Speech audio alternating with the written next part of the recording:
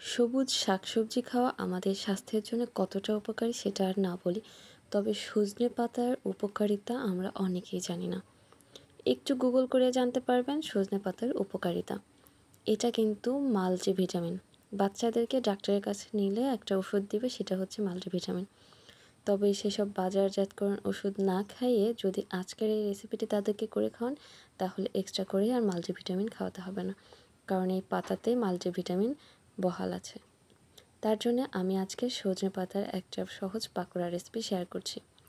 সজনে পাতা নিয়েছি যে পরিমাণ, তার থেকে অর্ধেকটা নিয়েছি পেঁয়াজ, স্বাদ অনুযায়ী কাঁচামরিচ, তারপর একটু জিরা বাটা, ধনিয়া, অল্প একটু হলুদের গুঁড়া, আর এখানে একটু চাট মশলা দিয়ে দিয়েছি, সামান্য পরিমাণ জিরা দিয়েছি।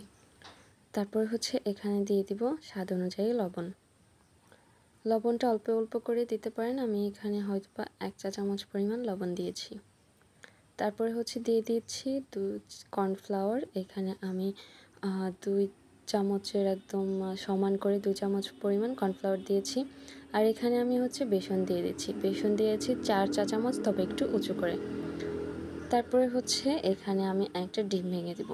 ডিমটা দেওয়ার কারণ, যেহেতু পাতা দিয়ে পাকোড়া বানানো, এটাকে মুচমুচে করতে ডিমটা কাজে দিবে। আর সেই সাথে কর্নফ্লাওয়ারটা কিন্তু মুচমুচে করতেই সাহায্য করবে। কারো কাছে কর্নফ্লাওয়ার না থাকলে না দিতে পারেন, যদি চালের গুঁড়াটা থাকে সেটা দিতে পারেন। সব কিছুকে আলতো হাতে খুব ভালোভাবে একবার মিশিয়ে তারপরে এটাকে বেশ চটকিয়ে চটকিয়ে মেখে নেব, কারণ এখানে আমি কোনো পানি ব্যবহার করব না। ডিম আর পেঁয়াজের যে রস, সেটা দিয়ে এই পাতাগুলোকে মেখে নেব। মাখতে মাখতে কিন্তু বেশ খানিকটা পানি ছেড়ে আসবে। প্রয়োজন হলে আরও একটু বেসন এখানে অ্যাড করতে পারেন, তবে আমার আর তেমন কোনো বেসনের প্রয়োজন হয়নি। একটা আঠালো একটা ব্যাটার তৈরি করে নেব। খুব ভালোভাবে দেখতেই পাচ্ছেন, একটু চেপে চেপে মেখে নিতে হবে। অনেকেই ভাবতে পারেন এভাবে কেন মাখছি।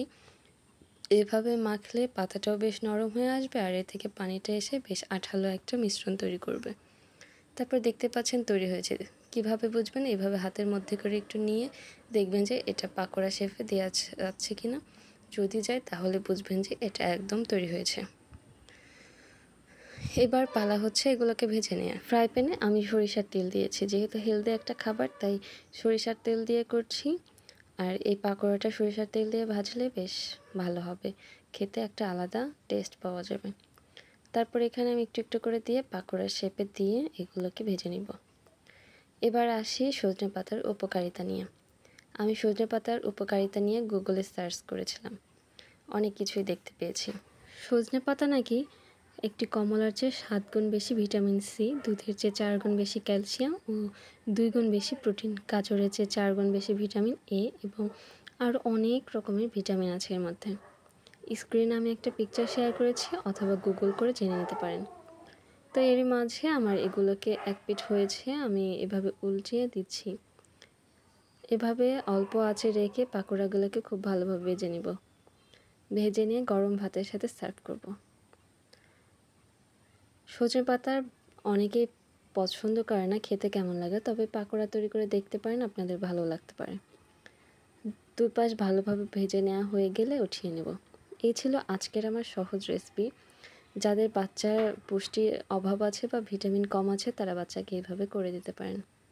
দেখবেন বাচ্চারা পছন্দ করবে, আর ওদের আলাদা করে মাল্টিভিটামিন খাওয়াতে হচ্ছে না। আজ এই পর্যন্তই। আল্লাহ হাফেজ।